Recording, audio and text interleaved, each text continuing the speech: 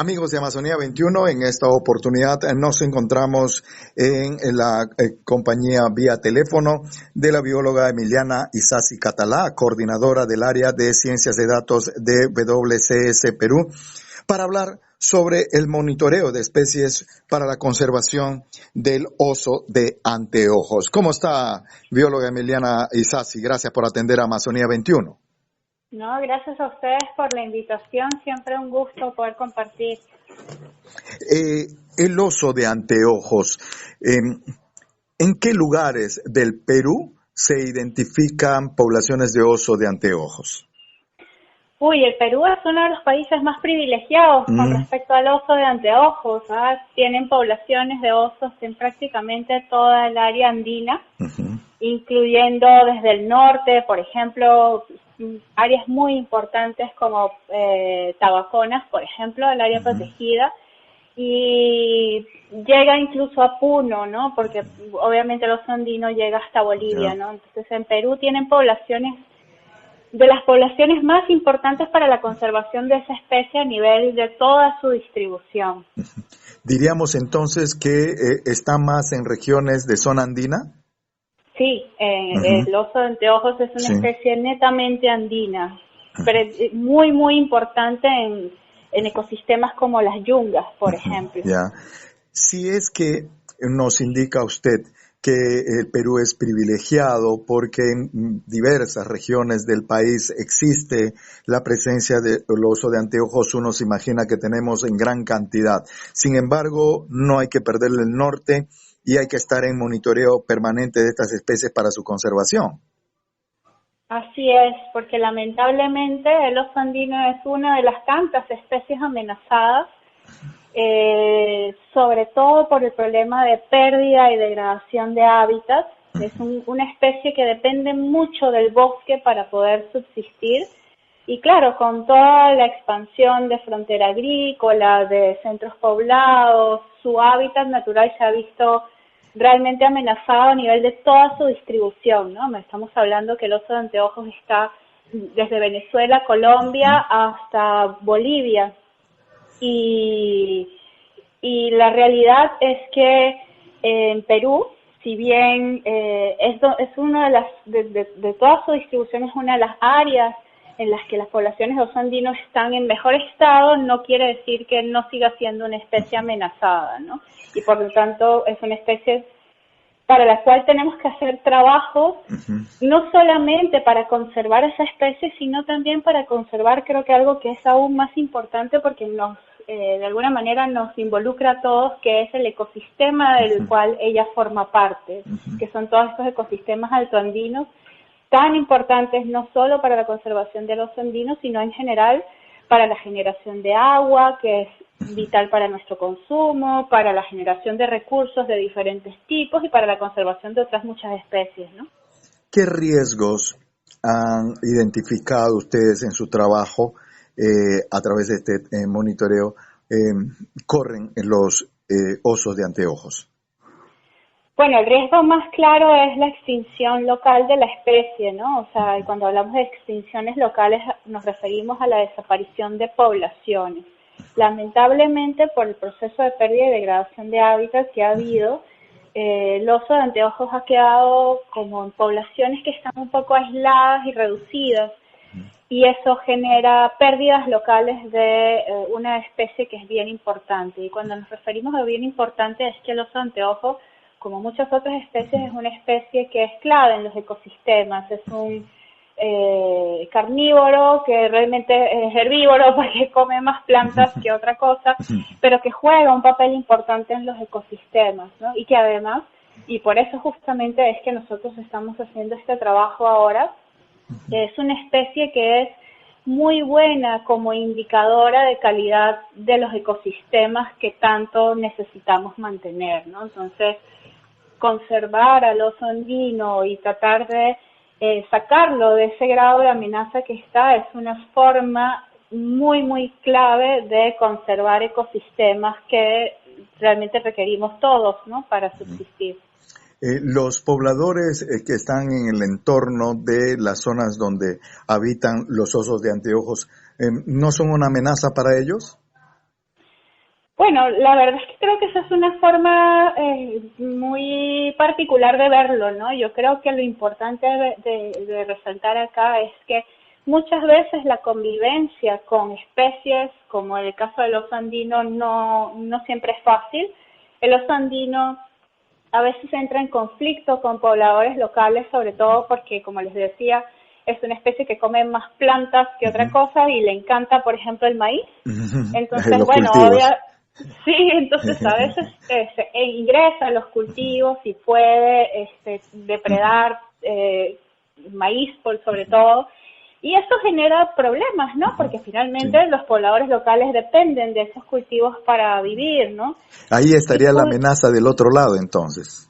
Entonces, claro, esos conflictos mal manejados pueden generar la persecución de la especie y puede haber riesgos, ¿no? Pero la realidad es que, por otro lado, el oso andino, visto desde muchas poblaciones locales, también es una gran oportunidad. Es una especie que, culturalmente hablando, en estas zonas altoandinas tiene un valor riquísimo, sobre todo en países como el Perú, y además es un atractivo turístico bastante grande. Entonces, no sé si han visto, pero hace no mucho, justo cuando empezó toda esta penosa cuarentena por lo del COVID, hubo unas imágenes espectaculares de un oso andino que andaba libremente por el santuario de Machu Picchu. Sí, qué cosa maravillosa, ¿verdad? Sí, y justamente es eso, ¿no? O sea, también son especies son que sociables, pueden ser ¿no? oportunidades. No son tan sociables en el sentido de que no van a acercarse a la gente, son bastante tímidos, pero no son especies agresivas ni especies que van a perjudicar directamente a una persona. O sea, para que un oso andino quizás se acerque mucho a alguien o tenga una actitud agresiva, tendría que haber sido molestado previamente de alguna manera, y dudo mucho que lo haga. Yo creo que es más fácil que huya y se esconda a que ataque, ¿no? Es muy raro un ataque, nunca he escuchado de un ataque de oso andino o algo así, ¿no? Hablando del oso de anteojos o el oso andino, ¿cuáles son sus características? ¿Hasta qué edad pueden vivir? ¿Cómo se reproducen? Y cuántas crías, depende de la temporalidad, pueden parir las hembras? Bueno, yo creo que una de las características que yo resaltaría más del oso andino es que es la única especie de osos que tenemos en Sudamérica. Es nuestro oso realmente, ¿no? Y dentro de todo el grupo de los osos, es un oso bien particular porque es uno de los pocos que su dieta principalmente está basado en plantas. Comen muchos frutos, comen muchas epífitas, estas plantas que crecen sobre los árboles, como las bromelias, y comen muchos frutos de palmas, por ejemplo. Y justamente por eso, una de las particularidades que tiene es que, como herbívoro, juega un papel importante dentro de los ecosistemas, por ejemplo, al dispersar semillas, ¿no? Igual que, por ejemplo, lo hace la sachavaca en la selva, el oso andino lo puede hacer también en estos ecosistemas altoandinos, ¿no? Es una especie relativamente longeva, es decir, que puede vivir bastante tiempo. No se tienen datos exactos, pero sí hay individuos que se han identificado hasta con 10 años en vida silvestre. Y una de las particularidades que tiene, y justamente por eso es parte de su problema de conservación, es que su tasa de reproducción, o sea, el número de crías que tiene es relativamente bajo, ¿no? Una hembra no tiene mucho más de 2 crías por vez y puede estar con sus cachorros mucho tiempo, 3, 4 años. Por tanto, es una especie que se reproduce lentamente, ¿no? Y al reproducirse lentamente, la pérdida de individuos, pues, es difícil de recuperar en una población, ¿no? Y lo otro que es particular es que son especies que necesitan grandes espacios para vivir, ¿no? Necesitan territorios grandes.